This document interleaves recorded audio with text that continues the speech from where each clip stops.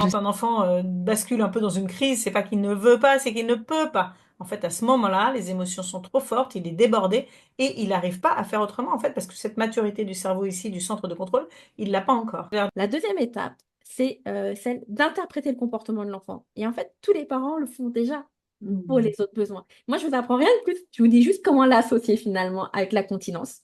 On est tellement des antennes et on est tellement tourné vers l'enfant, hein, physiologiquement parlant, mais aussi vers son conjoint, que je dirais que c'est souvent le cas pour les cadeaux. On va précéder les besoins de l'autre. On les précède beaucoup. Et on est tellement tourné vers l'autre qu'on imagine que l'autre est peut-être tourné vers nous, ou qu'en tout cas, il le devrait. Au départ, moi, ce que je conseille, c'est de faire entre 3 et 5 signes.